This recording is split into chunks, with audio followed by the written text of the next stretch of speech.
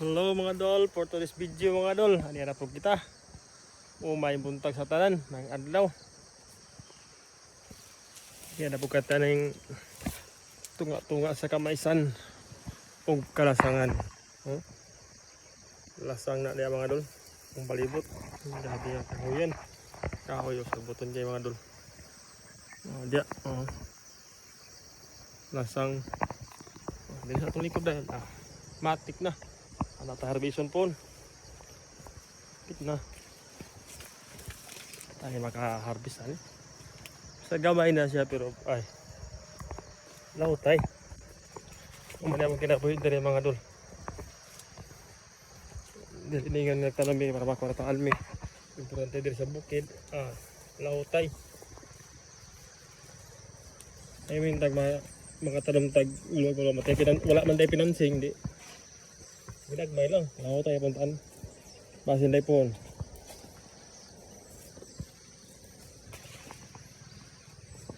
Mga tayo pinansing niya, nakatalam ta.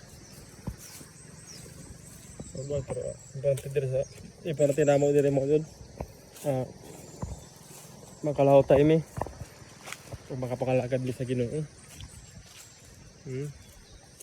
Wala mo kinabuhi diri. Anong naginagmay?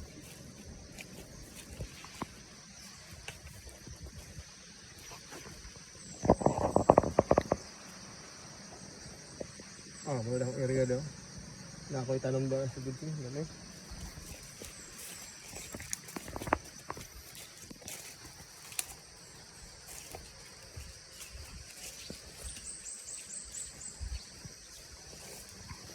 Malay mga dolo.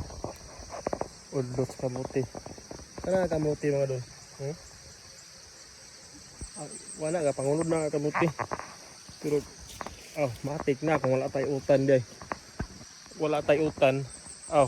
Matik na ba? Kung wala tayo udlot na. Doble na. Unod. Gusto mulungag, na unod. Gusto mo utan, na udlot. Ay.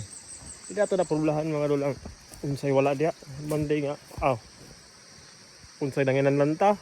Matik na. So, udlot sa muti. Kung diya ka sa syudad. Pag mo palit ka na, bigwa kay kwarta. Wa kay katamnan. Dire. Basta magkugi lang ka, di ka mapas mo dire.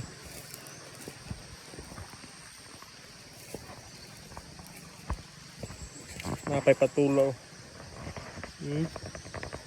Patula, kasi ito ganahag patula diya. Tambal na sa blood mga dol. Paubos na sa blood na patula.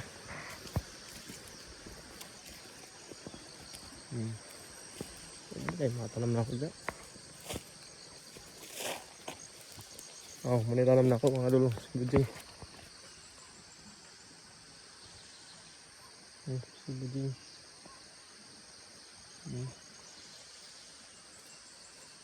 Buding mga dolo. Matik. God bless tayo sa tanan. Kung nakita sa mga video. Kamoy dahil bahala dia.